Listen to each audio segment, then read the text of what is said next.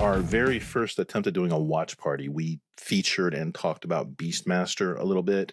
The watch party didn't actually occur, but, you know, like I said, we talked a little bit about Beastmaster. All of us are at that age where Beastmaster was one of those formative movies in our childhood. I don't know about you and your own personal experiences, obviously, but for me, my family, my dad had a Betamax long before he switched over to VHS. And on that beta, we had many, many movies, and Footloose, the original Kevin Bacon, Ren McCormick awesomeness, as well as Beastmaster. Those were two movies that, you know, when you're a kid and you watch movies just again and again and again, just ad infinitum to the point where your parents are like, what the fuck are you little idiots doing? We were like that with Beastmaster and Footloose. So me, all my siblings, all up in Beastmaster all the time. Great movie. We got talking in this clip about like top 5 fantasy things. We were kind of dissecting exactly what the rules of that would be, and got segued off onto a Beastmaster tangent. So I'll go ahead and roll that right now. Thanks, guys. There hasn't been that much good fantasy. Everybody's going to go Conan, Lord of the Rings, Game of Thrones. Beastmaster. Is that in your top 5? Honestly, until I watched it with Rob, I never watched it ironically. Like, I thought it was legitimately a good movie until he pointed out all its flaws. Like, I never, because I saw it at such a young age that it was like, it's one of my favorite fantasy movies. Well, are you talking about Beastmaster? Flaws? Flaws? It's flawless. I've never not watched it other than perfectly seriously. I can't believe you all watch it with irony and sarcasm in mind. That's what the fuck? It's a gloriously made B movie, which means it has a lot of B moviness to it. It's a B movie, yeah, but it's a damn good B movie. It is a damn good B movie. And like the weird monsters that turn the people into fucking gore and bones, like that's not like for little kids. I've never crapped on Beastmaster, but there are many points with which you can, have fun with it as well. Yeah.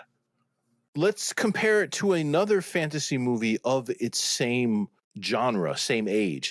Lou Ferrigno playing Hercules, where they had like those mecha fucking griffins and mecha hydras and just shit, absolute shit special effects. Beastmaster, yeah, the guys that were like the falcon or the eagle worshippers that would like turn people into liquefied bones. That was good goddamn special effects. Yeah. The monsters with their big spiky things and their helmets, and they're like the big gimp monster zombies. They were scary. The special effects were so good. The fight scenes were better than anything else in the 80s. The witches with their hot bodies and their ugly faces, and it gives you an uncomfortable boner.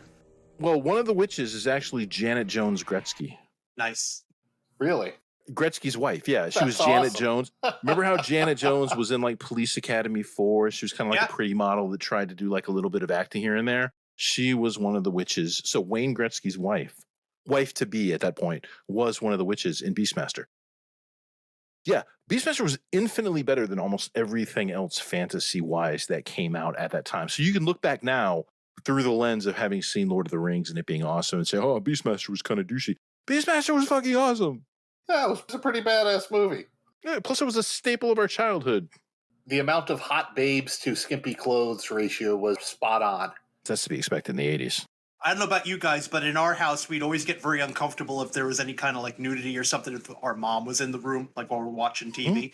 And I remember watching it, and then he goes, I have my thieves, and I have my eyes. And then I hear my mom, she goes, and now I have my pussy.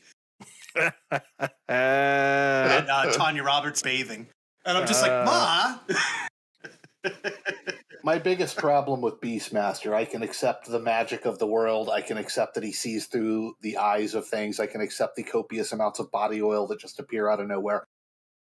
When he sends the weasels in to chew through the ropes to the drawbridge, that rope is like 6 inches thick. That would take him like 3 hours. That whole plan would have fallen apart. Yeah, but also his bladed thing couldn't possibly come back like a boomerang. That makes no sense.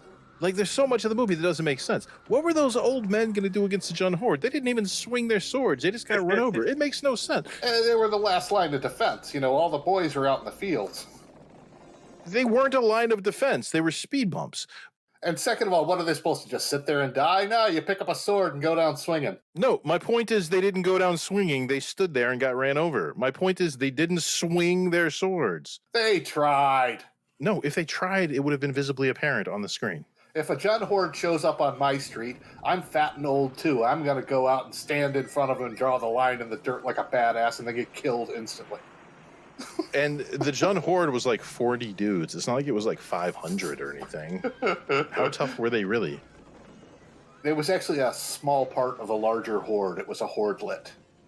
You know what other part I really liked? The bad guy with like the bat wings on his helmet. The Jun leader. Yeah, that you never see his face. They never go into his backstory. And then he just dies. Like, I like that they just had the battle and it wasn't all drawn out. And it just left him mysterious. Here's another thing. How did Dar know how to fight that well? Well, his dad taught him. His dad couldn't fight. No, because he had a sword, yeah. He had the glaive or whatever it was called. The caper, or whatever it was. It was a caper, yeah. Not a chakram, not a glaive. I figured he was a retired fighter. Okay, probably. But then why did he go out like such a punk when the Juns came and ran him over? Because 8 guys were charging at him on horses. There's not a whole lot you can do about that. He could have stabbed a horse. He didn't even do that. He just stood there. He likes horses. It's not their fault. His son's the Beastmaster. If he stabs the horse, Dar's gonna feel it. Oh, yeah. Oh, my God. He can't hurt animals. He probably told him, I can hear what they're saying, Father.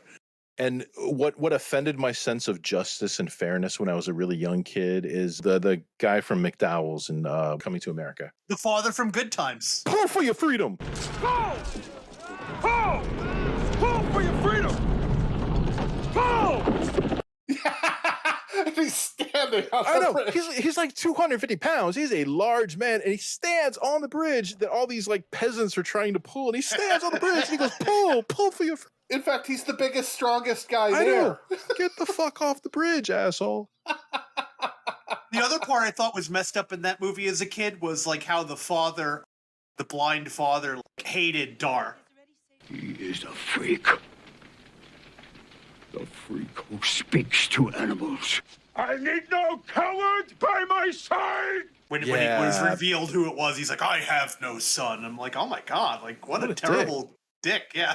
Well, he knew about the whole cow birth thing. Yeah, I know. That skeeved him.